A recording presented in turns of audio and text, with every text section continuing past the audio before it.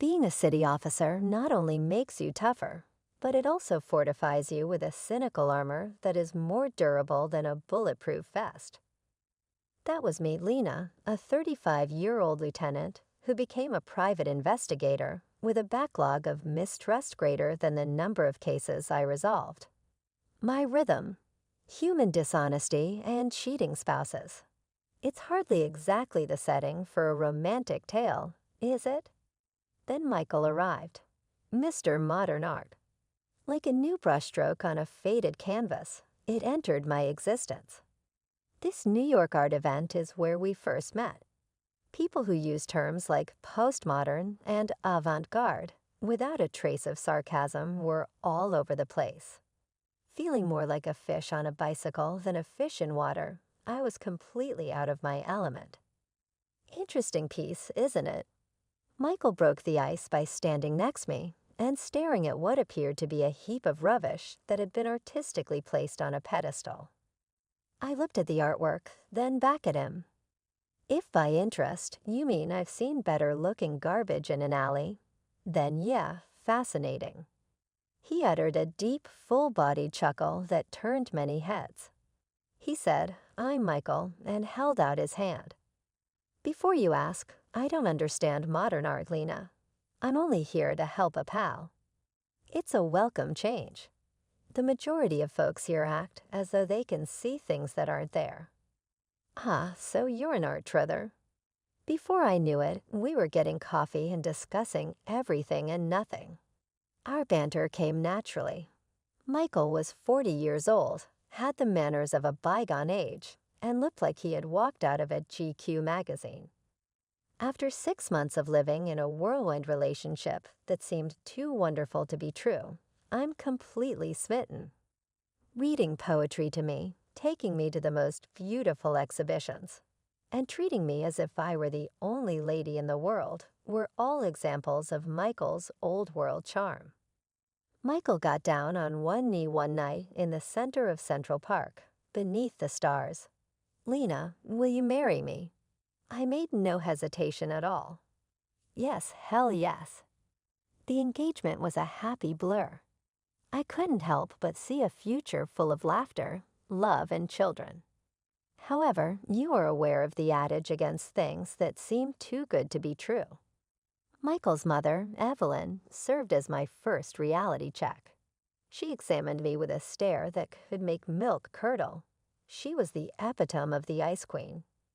"You're a detective." Then, when we had our first supper together, she said, "Isn't that a little unladylike?" Without wasting a beat, I snapped back, "Depends on what century your definition of ladylike comes from." Although Michael smiled tightly at me, I could see the caution in his eyes. "Lena's one of the best detectives in the city, Mom." Evelyn took a whiff. I suppose that's one way to meet men. I gritted my teeth and forced a grin. And here I believed it was to uphold justice and prevent crime. I'm being silly. Michael acted as a mediator during the strange ceasefire that ended with dinner. He squeezed my hand as we walked away. "Lena, she'll change her mind. Allow time." Every time Evelyn came to visit, she gave us a little tour of our lives. We had only been married for 2 weeks when she unexpectedly stopped by on a Tuesday night, bringing a cold with her. She said, "Lena, darling," with a condescension so thick that a knife could cut through it. "You seem to be holding on to your little employment. I had thought that you would have become a decent lady after marriage." The knife in my hand suddenly seemed very attractive for purposes other than cooking as I chopped veggies for supper. In my hometown, Evelyn, we refer to this as earning a living. Instead of surviving off of other people, you need to give it a try someday.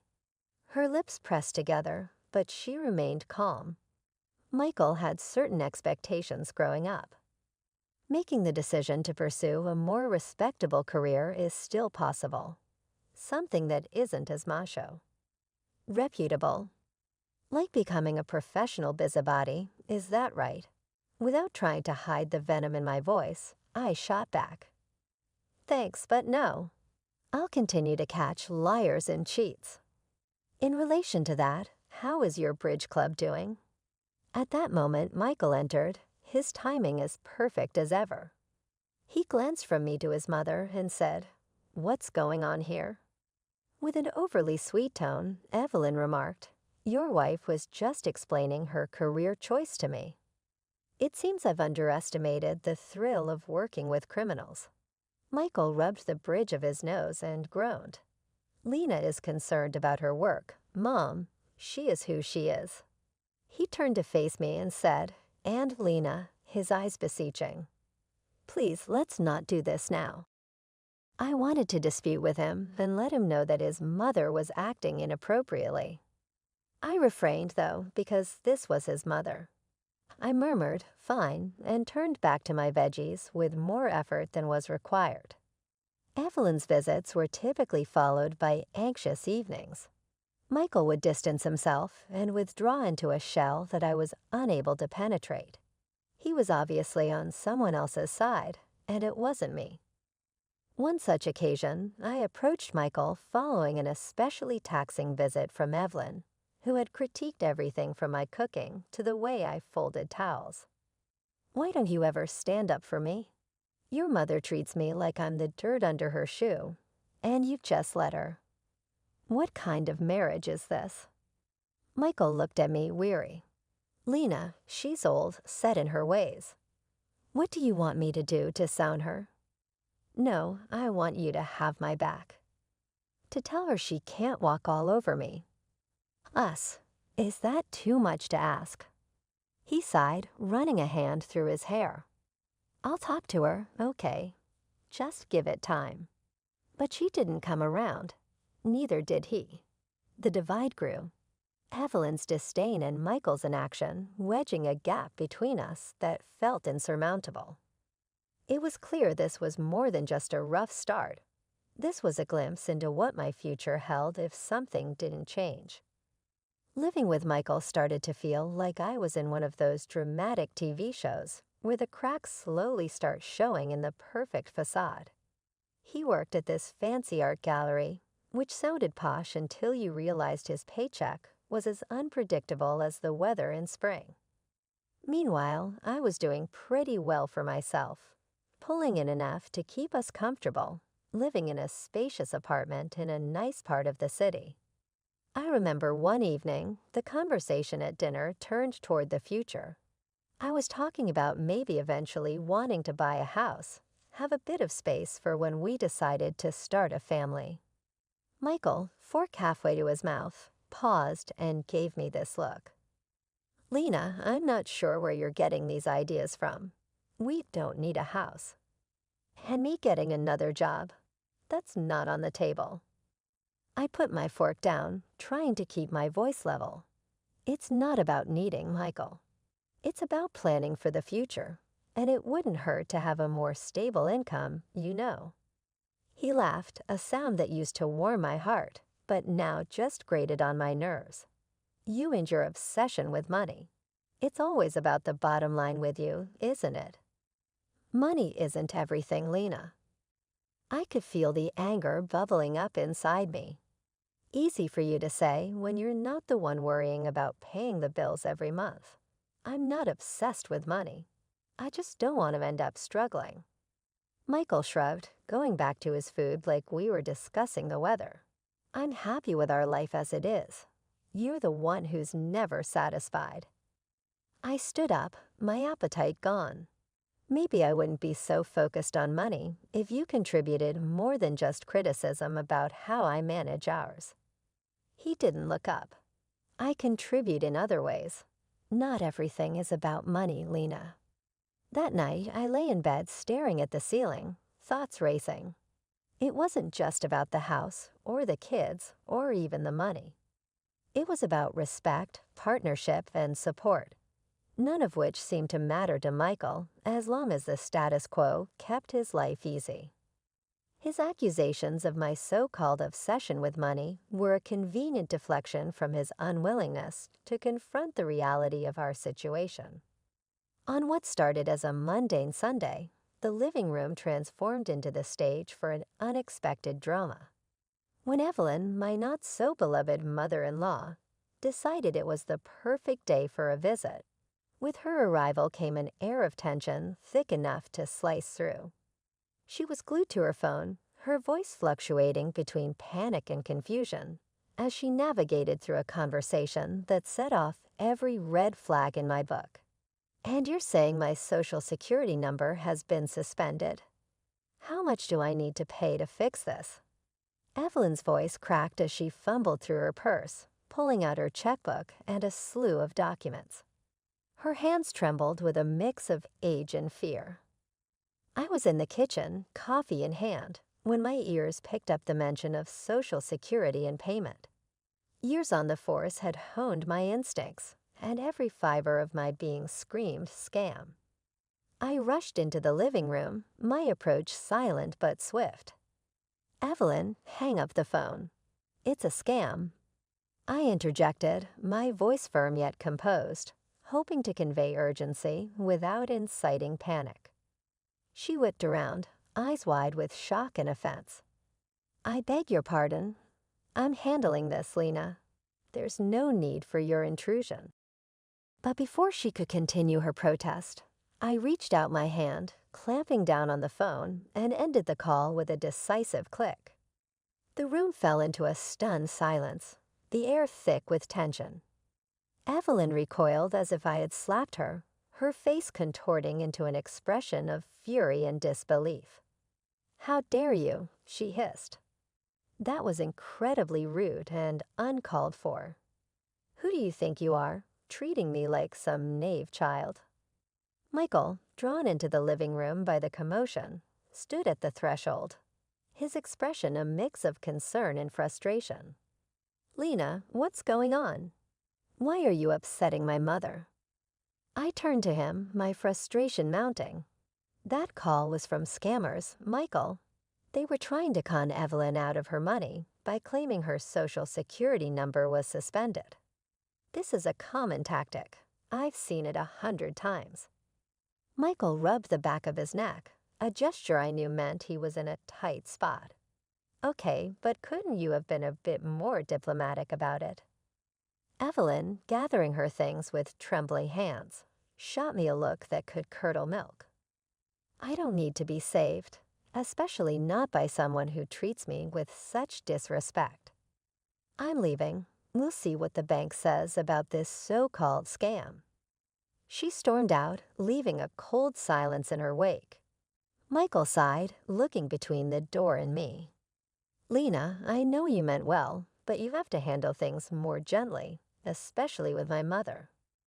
I felt a twinge of guilt, but stood my ground. I know it seemed hard, but there wasn't time for pleasantries. Scammers rely on creating a sense of urgency. Hesitation could have cost her dearly. The next day, curiosity and a hint of guilt nudged me to call Evelyn. The phone rang 3 times before she answered, her voice cold and clipped. "What do you want, Lena?" "I just wanted to check in after yesterday. Did you talk to the bank about the call?" There was a pause, and when she spoke, her voice was laced with reluctant admission. "Yes, I did. They confirmed it was a scam. But that doesn't change how you handled the situation. You were rude and aggressive." I pinched the bridge of my nose, a headache brewing at the edge of my temples. "I'm sorry if I came across that way. I was just trying to protect you from getting scammed. These people are professional liars, and they're very good at what they do." Her response was off, tinged with a begrudging sort of gratitude. "Well, I suppose I should thank you for preventing a mistake. But don't think this means I approve of your methods or your attitude. Goodbye, Lena." The chill between Michael and me had settled in deep, turning our home into more of a frosty standoff than a warm haven.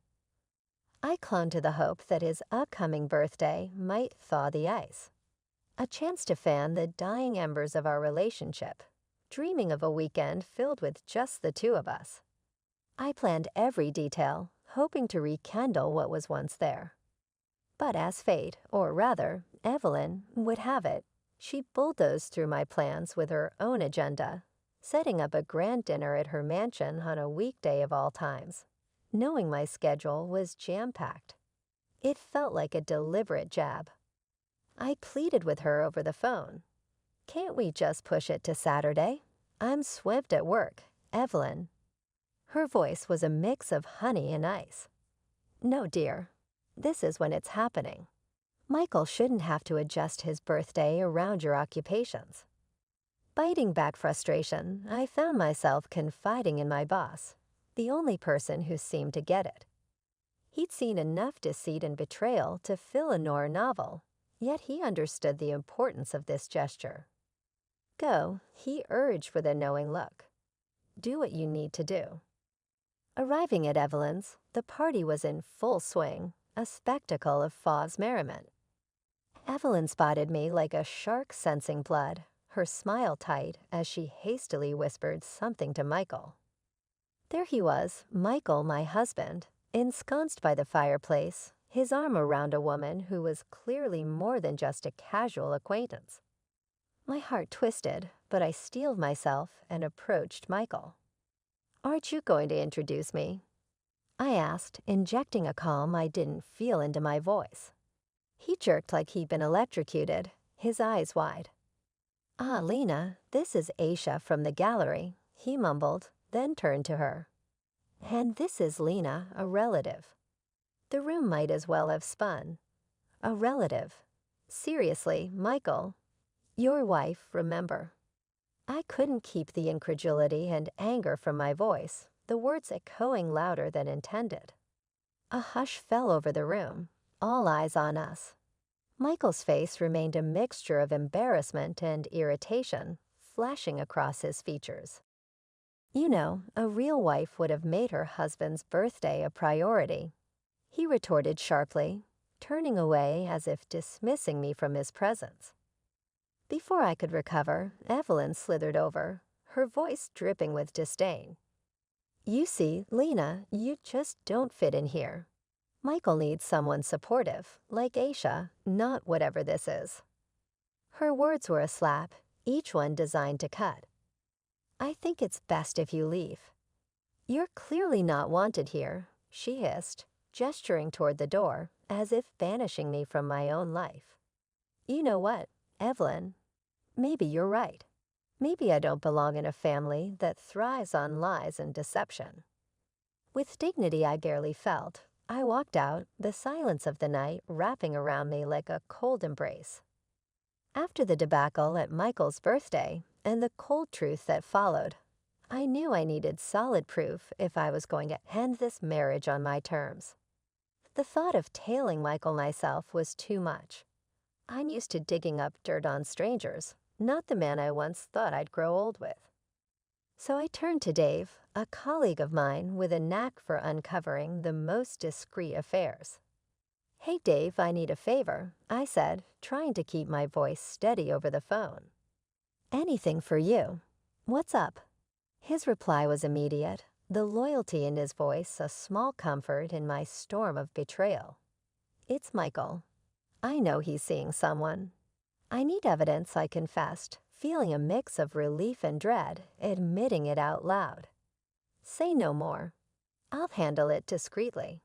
You'll have what you need in no time," Dave assured me, his confidence soothing some of my anxiety. True to his word, Dave delivered photos, audio clips, the works. It was damning. The woman, Aisha, was indeed more than just a colleague.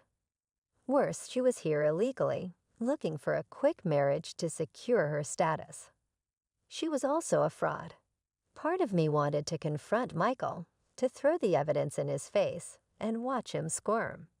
But then I remembered the condescending remarks, his dismissive attitude, and that smug look he always had. No, he didn't deserve my concern or my help. Filing for divorce felt like ripping off a Band-Aid on a wound that had been festering for too long. I demanded financial compensation for his betrayal. It was the least he could do after everything. The fallout was explosive. Evelyn, ever the dragon lady, took his side, painting me as the villain. But I stood my ground, fueled by the evidence and the injustice of their accusations. The ink on the divorce papers wasn't just dry. It was a testament to a new chapter I was desperate to write for myself. Opening my own detective agency wasn't just a dream come true.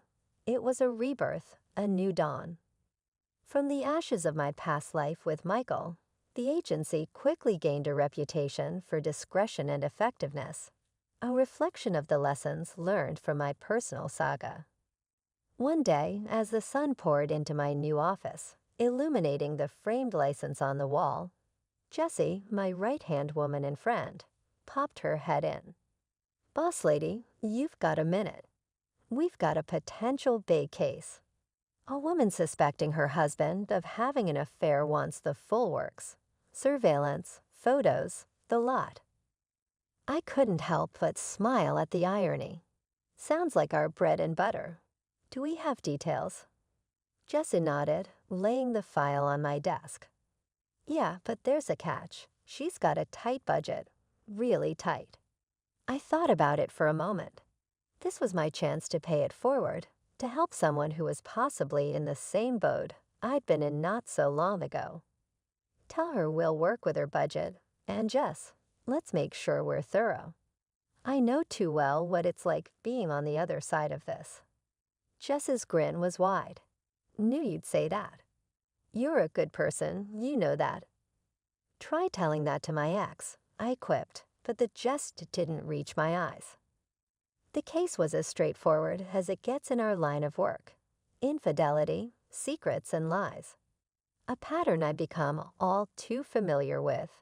But with each case we closed, I felt a piece of myself heal, a validation of my decision to start anew.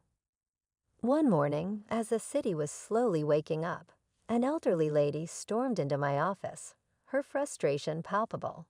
She was ranting to my receptionist about her son's wife, who had apparently vanished with a considerable amount of money, leaving them in financial ruin. She insisted on speaking with the owner, mentioning something about needing a payment plan. Curious, I decided to meet her myself. Imagine my surprise when I came face to face with Evelyn, my former mother-in-law. The shock in her eyes mirrored mine, but embarrassment quickly took over her features. "I run this agency, Evelyn. How can I help?" I managed to say, my voice steady despite the turmoil inside. Recognition dawned on her, followed by a flicker of shame. But true to form, she recovered quickly, her desperation making her bold. "Lena, you have to help me find her, the woman who ran off with my son's money. Michael's in shambles. Do it for the family's sake, without charge." The audacity of her request left me speechless for a moment. The same woman who sided with Michael, without a second thought, now stood in my office, asking for a favor as if the past had never happened. "Evelyn, first, we're not family. Second, I run a business, not a charity for wayward ex-in-laws." I responded, my tone firm. The irony of the situation wasn't lost on me, but I wasn't about to let old wounds dictate my decisions. "But Lena, after everything, can't you do this one thing?" "It's the least you could do," she pressed, her voice a mix of plea and demand. I couldn't help but laugh, albeit bitterly. "The least I could do, Evelyn. After your son cheated on me, you expect me to just forgive and forget. I suggest you go to the police. They're better equipped to handle missing persons and fraud." She stood there, flabbergasted, as if the thought of me refusing her had never crossed her mind. "But Lena." "No, Evelyn. I learned a valuable lesson from Michael, and from you. Never trust scammers and liars." "It's time you learned the same," I interrupted. My decision was final. Life indeed comes full circle, but it's up to us to decide how we close that loop. For me, it was by standing firm in my values and looking forward, not back. My phone rang with a number I had assumed I had deleted from my life, only a week after Evelyn's little incident in my office. "Michael, It seemed like I was returning to a world I had left behind when I saw his name flash on the screen. My curiosity overcame me, and I responded, "Michael, what do you want?" I spoke in a reserved tone, preparing for whatever speech he had in store. "I've been thinking a lot, Lena." He declared, "I want us to start over, get back together, and have children." I once thought his voice was sincere, but it had that old, familiar mix of optimism. It was impossible for me not to snort. "Really? And in your ideal, where would we reside?" His response had a tinge of enthusiasm. "Oh, everything is prearranged. After we gather some money and move in with my mom, you may purchase a large home for us. It will be flawless." This time, I laughed more loudly as the ridiculousness of the circumstance struck me hard. "Michael, your haughtiness has not diminished. Do you really believe that I would come back only to play house with you and your mother, and then pay for a large house?" The desperation in his voice was evident as he stammered over his words. "But I've changed, Lena. Everything may be fixed by us. Please." We were silent as I thought about the years lost, the tears cried, and the arduous process of reconstructing myself from the wreckage he had left behind. "You haven't changed at all, Michael. Goodbye." I hung up after saying that. The gesture's finality closed the door on the past. A feeling of calm descended onto my heart as the quiet descended around me. Even though the call was ridiculous, it was the last confirmation of my development, fortitude, and self-reliance.